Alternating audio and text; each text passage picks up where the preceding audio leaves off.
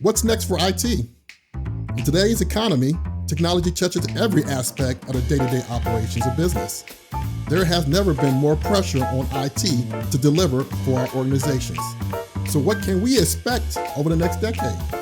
We need to think differently about how we approach our work to continue to thrive into the future. This requires all of us to be intentional in how we look at our role going forward. Smart IT is an approach to getting the important things done by transforming the way we think, work, and lead. And now, let's disrupt the status quo, simplify the complex, and reduce risk the smart IT way. Hey, welcome to another episode of the Smart IT Podcast. Today, I'd like to welcome Lauren and Tess to the show. Ladies, welcome. Hello. It's great to be here. Yes, and this is going to be a very interesting and fun show from our audience. So obviously we have a lot of technical people in the audience, IT, right? So CIOs and other executives and analysts and engineers. So we want to talk about a slight different topic today. So IT, to do what it does, needs to go out into the marketplace and consume, buy, and use technology, services, products from third parties, right? So it could be a managed service provider, it could be a SaaS provider, cloud provider, staff augmentation, it could be a partner that does hardware, partner that does software. Whatever it may be, there are thousands and thousands of vendors and manufacturers and partners out there in the marketplace. So the IT team that go out there and figure out what they need to consume, what they need to buy. So it's an interesting dynamic when the IT team is approached by these third parties. So obviously you have big marketing teams, brand awareness out there, and then at some point they have to engage with salespeople. So Not salespeople. Yes. Those guys? Oh. Yeah. So you can imagine a chief information officer email is very popular for these thousands and thousands of companies who want to let them know they got something that can help them, right? So if they get a hit, maybe get a meeting, maybe they have a happy hour, at some point, CIO or CISO or engineer and analyst going to go out and then meet in person, hopefully, or over Zoom chat with a salesperson. So for a lot of salespeople, that can be challenging, right? Because they know what they need to do. They do their regular sales training. But we find out, like you ladies know, that there's more to just learning what your product does to go out there and engage, make a connection, and make it sales. So I'm happy to talk to you guys today about this whole concept of maybe salespeople up-leveling their skill sets in a very different way, right, than what the bits and bytes and technology is. So I'm going to start with you two ladies and kind of tell me how you guys got into this whole field of engaging with salespeople on something new, because we're going to be talking a lot about improv today. So, but let's start first with salespeople. What do you guys know about them? Well, Lauren and I both have experience in sales. My tenure is in client success, so working really closely with clients as well as BDRs, account managers, the whole gambit of the sales team, kind of to make that ecosystem work.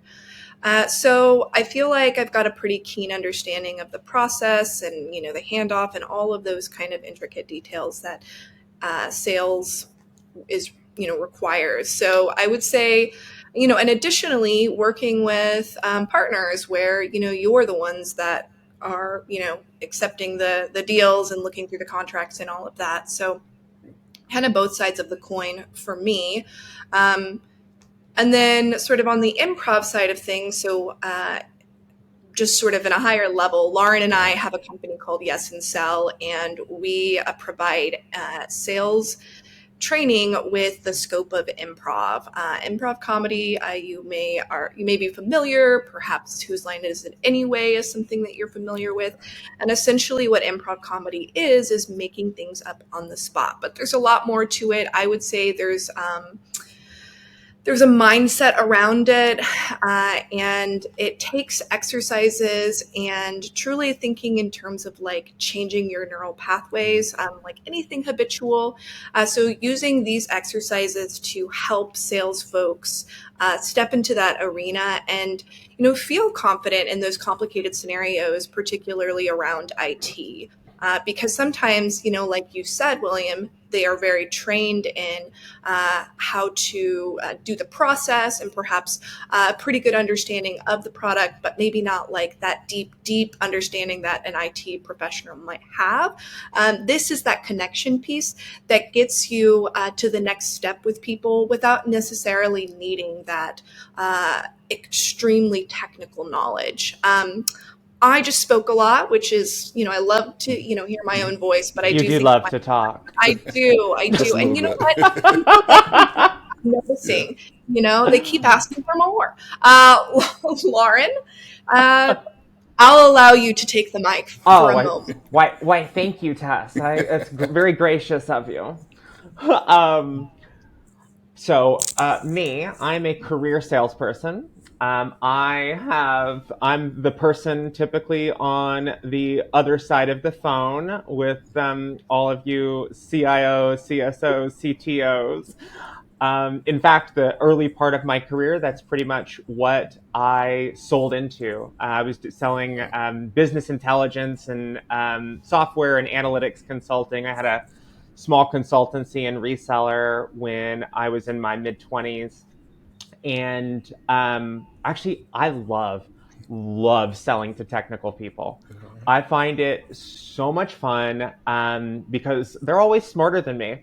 And I think it's like Tess mentioned it. It's that connection piece and having fun and kind of learning and playing with each other in that way that I found like conversations and connection to be so interesting because we kind of come from different backgrounds. And, a lot of times you get people feeling like, oh, salespeople are annoying. I can't stand like getting these calls. But when you can get past being salesy as a salesperson and focus on real human connection and engagement, I think that's where the juicy part of the process comes from, and what I've always found as the core piece of success in both a salesperson's career and helping out a buyer in their buying process by making it an enjoyable experience and making it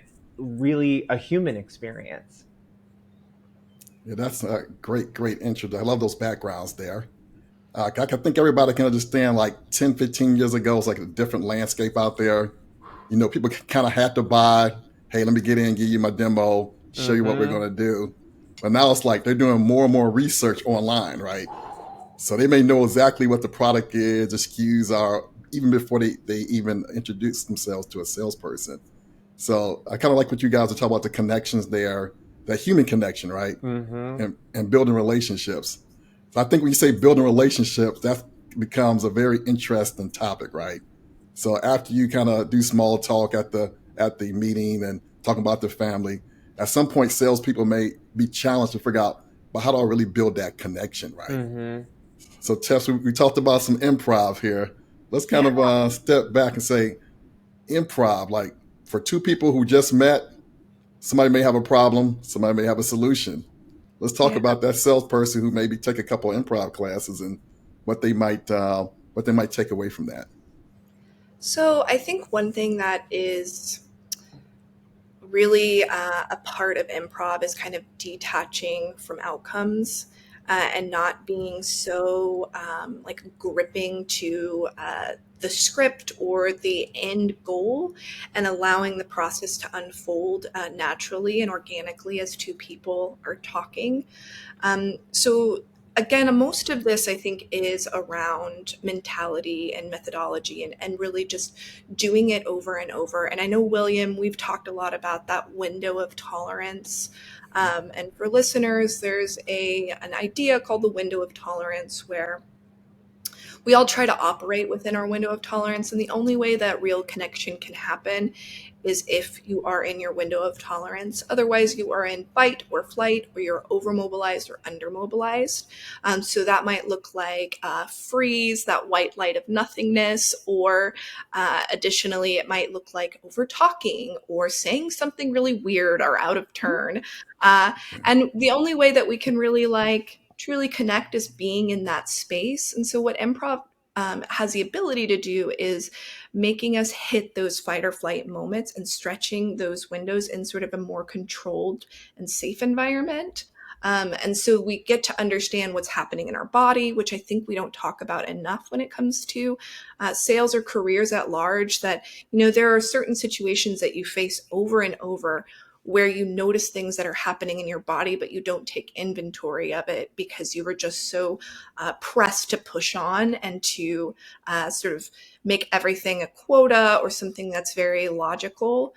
So what improv can kind of do is help you kind of diagnose some of the things that are happening for you, and therefore creating strategies around that to widen your window of tolerance when you're having conversations with new people and really trying to connect. And then another part of that is just that concept of yes and, where which is really the first rule of improv is yes. So really validating someone's reality and what they are experiencing or feeling. It doesn't necessarily mean that you are agreeing with them. It is that you are saying I hear you and I see you. And then the and component that helps you collaborate with someone and then also be present with someone, which you can't really do if you have something locked and loaded. You can't really yes and someone because you're not present. You can't say and to someone unless you're truly listening to what they're saying. And so I think a combination of that just at the very get is if you can really sort of hone in on those two skills of being able to be present and also not attaching so hard to your outcomes or your script or whatnot, that can really kind of give you some emotional intelligence to sort of push on and consider that above all, we're all just trying to connect, and we are thinking in human terms, even with this solution, even with this career. You bring something up, Tess, when you're talking, and I was just thinking in the context we're talking about on this podcast, right? A lot of your listeners, William, are technical and they're on the buyer side. And my guess is that a lot of the perspective, or I think a lot of people on that side of the conversation really might feel like salespeople. These people are naturally extroverts. They're naturally gregarious. Conversations come very smoothly and easily to them, and connection is something that just kind of flows. But quite often, that's not the case. I think, like I said, I've been a salesperson myself for over 20 years. I've been a sales leader for over half of that and run, large organizations and large sales teams.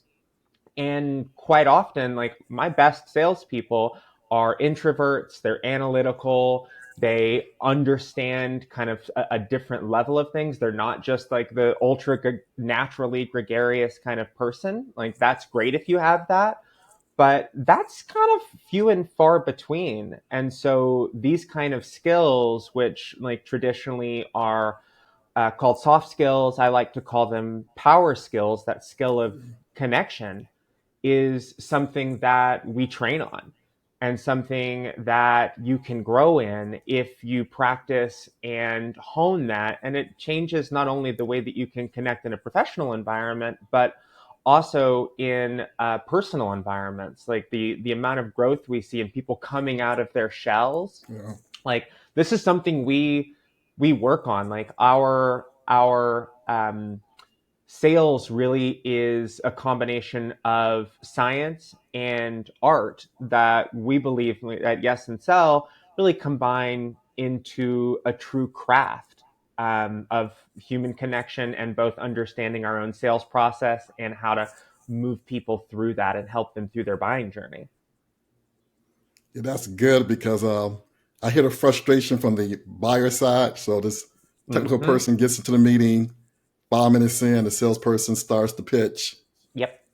and then the buyer mentions something about, by the way, we don't have any money. Yep. And then some salespeople can't adapt to that, right? That should trigger a change because it's a in-person dynamic connection going on that says, oh, no money, or we can't do that for some reason. We should trigger the salesperson to adapt on the fly, right? Yeah. We got to talk about it. Yeah. It's like, So okay, let's pause. Right. Where are we at now? Where do we go from here, baby? Yeah. Or then maybe we both put, because the buyer will say, you guys are trying to sell me something. Well, obviously, yes, we can acknowledge that, right? We're in this meeting. I'm trying to sell you something. You took the meeting. But I think the frustration from the buyer's side is the salesperson didn't adapt, right? Yep. So they're going to still pop, once they figure out that there's no money or maybe the solution doesn't fit, they may still power through the additional 50 slides in the pitch deck. God. Yes. It's so common. It's so common.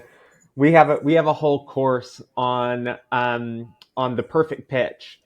And it's part of that course is throwing sales reps curveballs throughout their pitch, because so many, like Tess mentioned earlier, getting like locked and loaded and stuck in your script.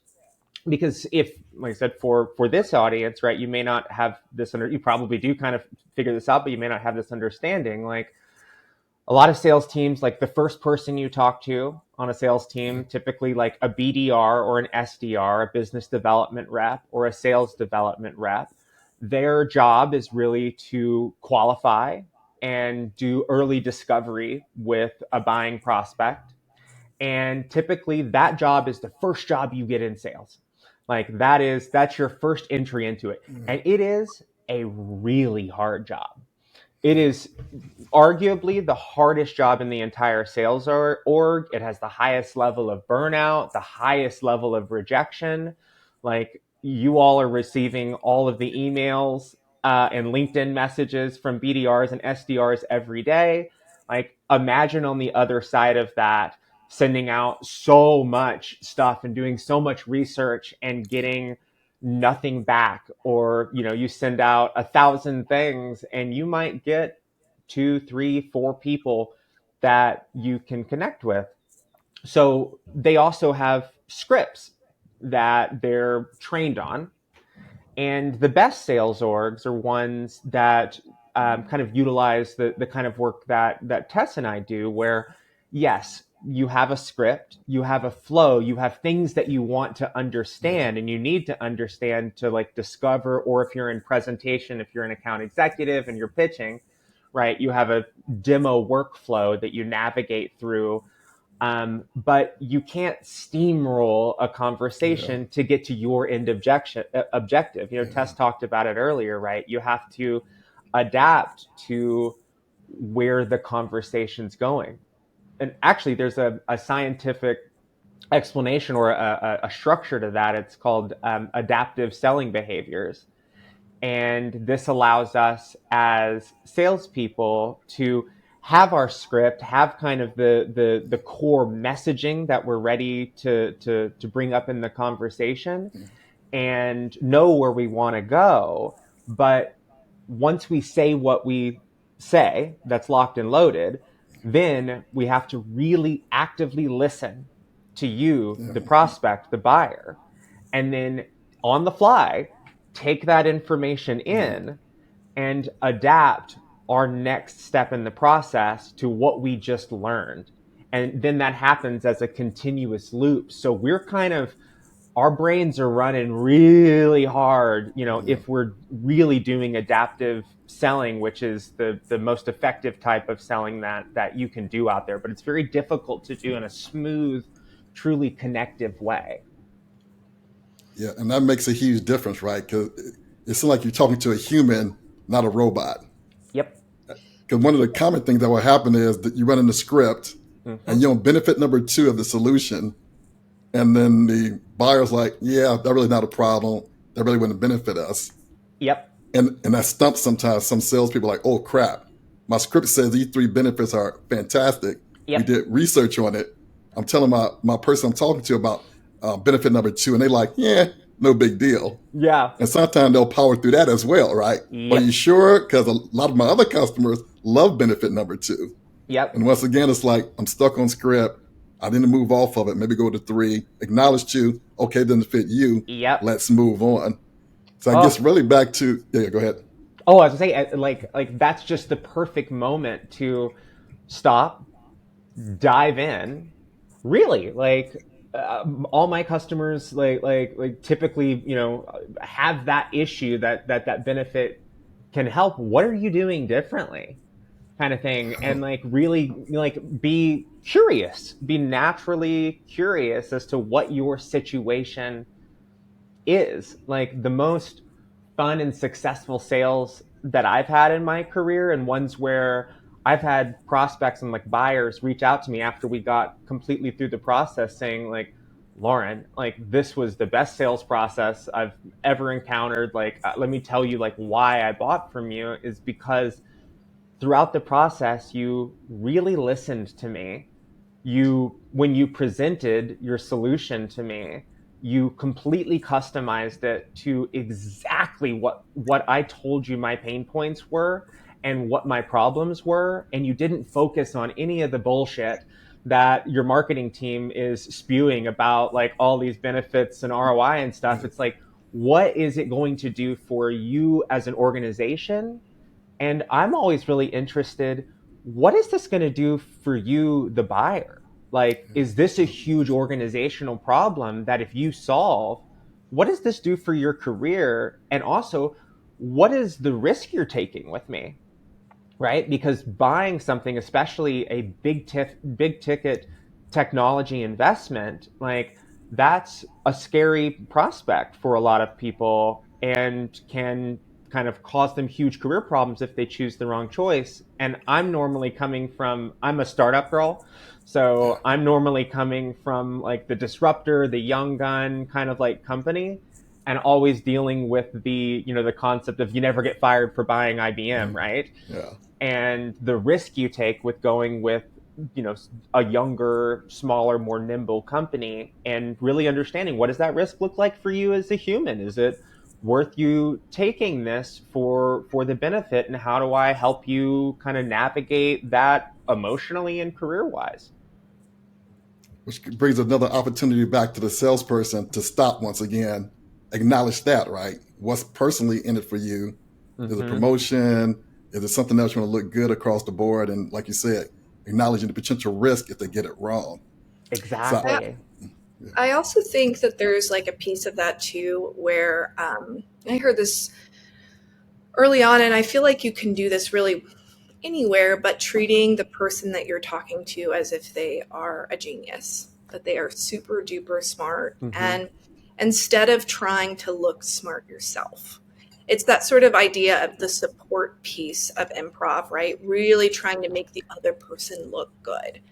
And that feeling is especially when you're sort of newer to your career and you're really trying to look capable. Maybe you have some of that like imposter syndrome and you're going, oh my gosh, maybe I look like this guy knows everything about everything in the IT, for example. You often feel like you need to kind of puff your chest out and look like you know what you're talking about, when a lot of it is going, oh my gosh, like Yeah. you sound like you know everything about this. Like, tell me more about that, you know?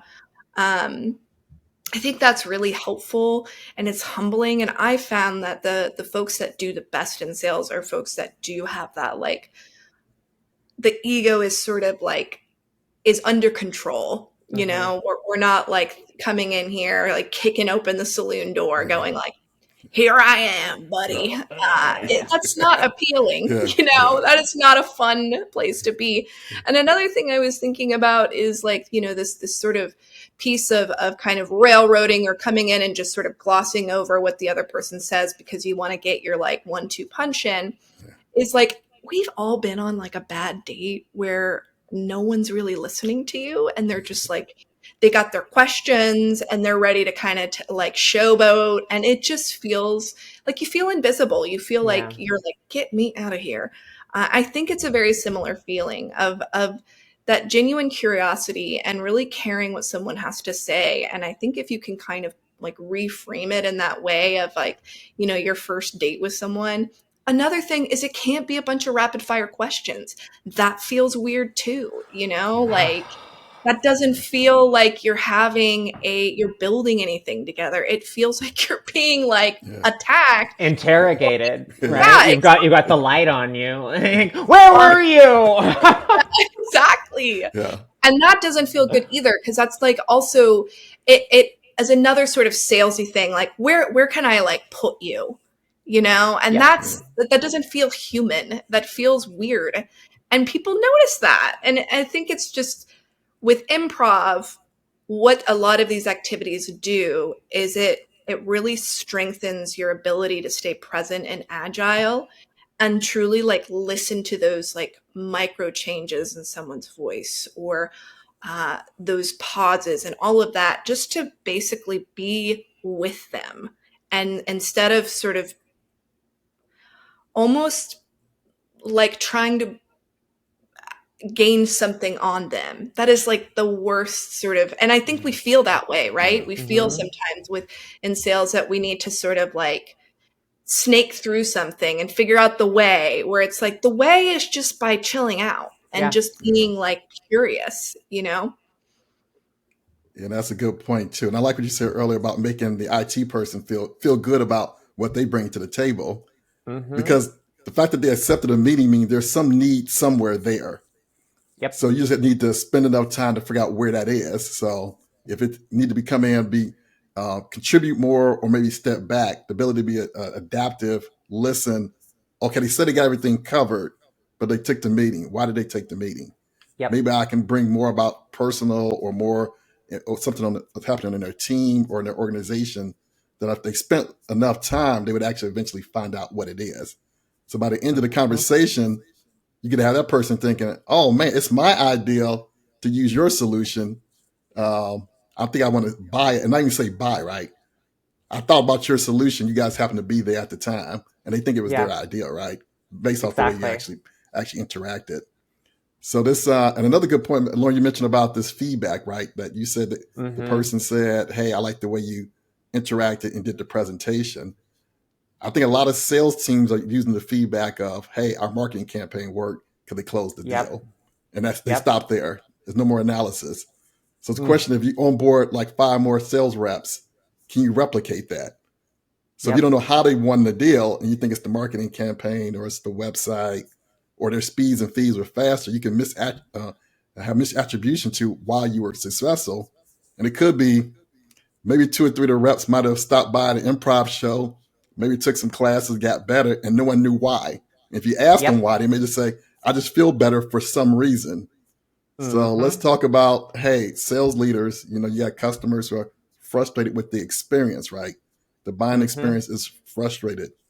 And if you finally get through all the noise of the 20 LinkedIn requests and the request for the emails and the phone and the text, and you finally get in front of them, this for a lot of technology providers is the most important time, right? That first human interaction. So let's making this count beyond we trained you on the feeds and speeds. And like you said, how do you become more adept? And it sounds like, hey, like what you guys are doing, you could actually train to be better, to have this human experience be better. So let's talk about something for sales leaders to kind of think about. Yeah, I mean that's exactly it, William. Like, and I think you hit on a really interesting point there, right? I think this is an interesting part of like our, kind of the landscape of sales and connection, and especially, in the technical world, which is really all of my background has been selling in the technical space. Besides this time period where I sold Aston Martins, I was an Aston Martin rep in Austin for a couple of years, which was very fun, very different sales process than technology sales. But I think for sales leaders, or for anybody in the C-suite, you should kind of really consider this. Like, your SDRs and BDRs, they're that first contact point almost always.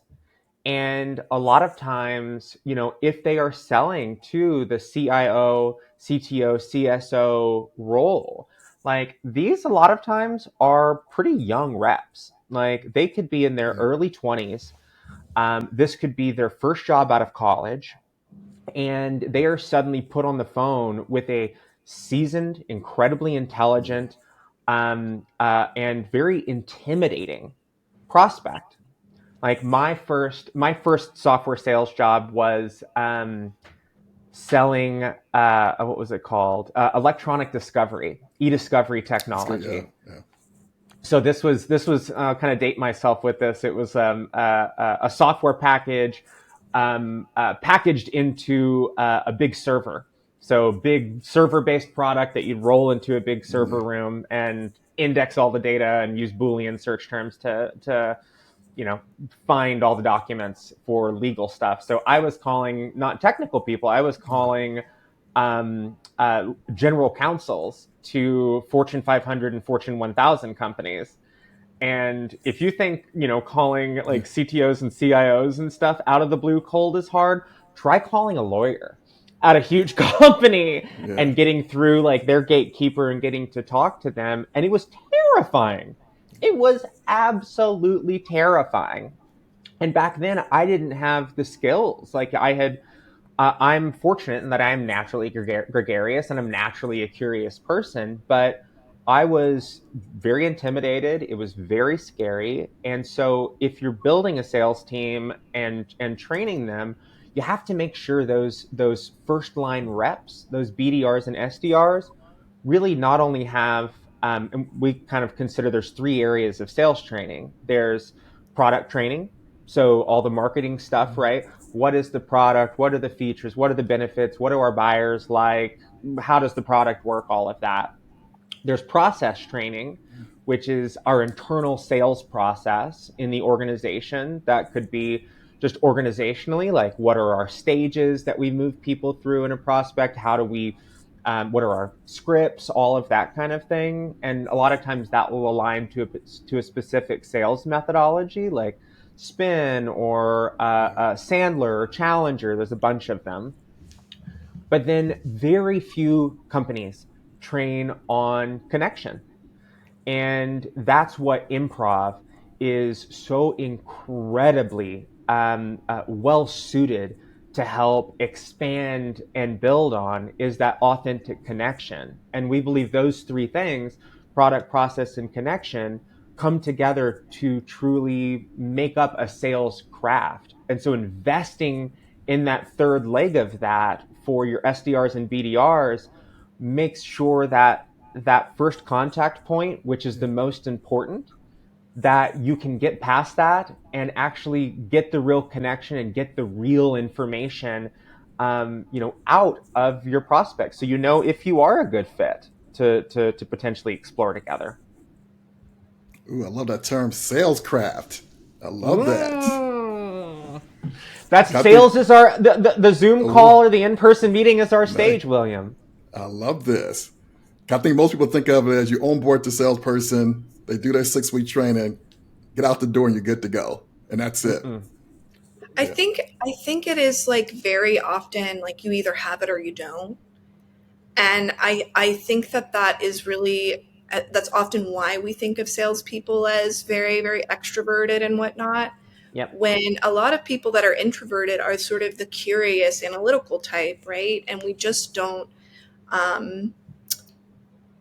don't give them the tools that we need. And what I found is that a lot of sales folks either lack the confidence piece or the emotional intelligence piece. And so what improv does is it kind of addresses both, and it sort of helps diagnose where you fall on that.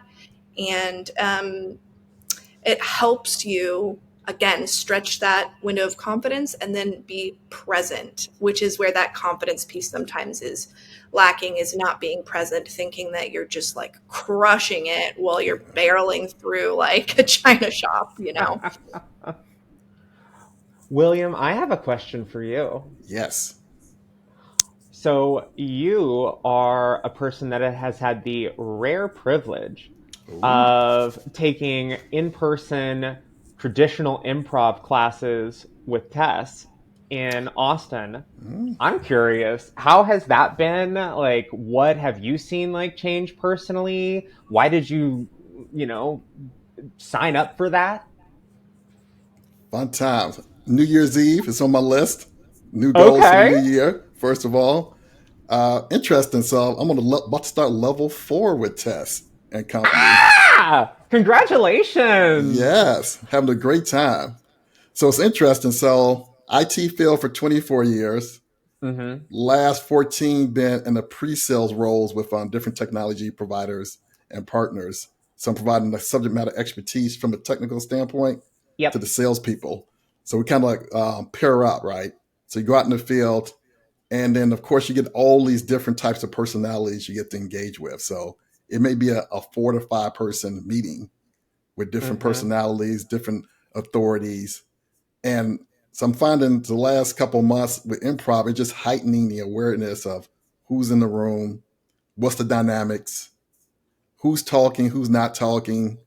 Kind of seeing what the salesperson's saying, reading the body language of the engineer or the CIO, kind of seeing all this come around, and you realize you can be more patient, right? Mm-hmm. So they're here, we got them in the room, that's good.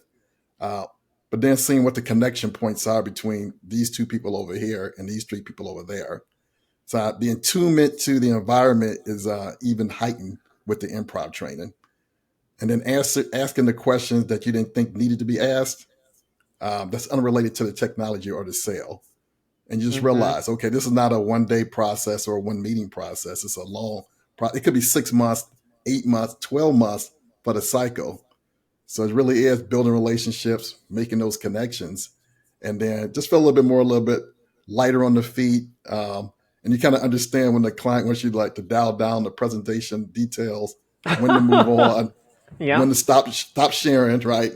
You just become Mm-hmm. more awareness for this, and it's a non-standard training, right? It's not the okay features. This is who we do. Mm-hmm. It's more like what are they bringing to the table? Why are they here? Why are they talking to us? Is it a good day or a bad day? Yep. Then sometimes you realize it's not the time to really push for, hey, when's the next meeting? Or so you're going to do it this quarter, right? Then you just don't ask the question, right? Some questions Yep. don't need to be asked based off the context. So great experience. I'm loving it. So level 4, we're going to ride it all the way through to level 9. And I'll just keep kind of embedding new features I get into my day-to-day position and spread the word now, right? So this is an interesting thing because I was thinking about this because we were focusing just on IT, but then I Mm-hmm. know a lot of CIOs who feel that frustration of the sale experience itself being complicated and long Yeah. and too much friction. So I said, let's make sure we put some focus too. So as IT are looking forward to the next decade, maybe IT can provide more feedback to the technology providers out there. Maybe Yeah. things you guys can do, so I bump into a lot of cool and innovative people like you guys who are doing some interesting things and say, let's make sure, oh, yeah, not too bad. Cool. Yeah. Yes. Oh, So let's make it aware because if we can get the experience right, because you'd rather for an organization trying to sell things, it's better for you to find out earlier that's a no. yeah. But then let's lose less for things that's in our control. Yep. So smart IT is about professional development, right? Analytical skills, communication Mm-hmm. skills, presentation skills, thinking systematically. So we can provide those same benefits on the other side of the house. Because IT needs to move even quicker. There's a lot of choice out there, right? Mm-hmm. So for Big those who want time. to kind of stand out in the marketplace, maybe you can do something to invest in your sales team to make them even more more adept to hearing those problems and connecting faster, right? So we can influence the other side of the table. I think that'll make a big difference for IT. So uh, anybody, I recommend you take a look at what's going on in the improv field and how you can apply it to sales. And then if people are watching this show, it's like, hey, one of my providers, I got like 50 different vendors or technology partners. Next time I'm going to call, I'm going to say, hey, why don't you guys train your salespeople in improv? How would they find you ladies out there in the marketplace?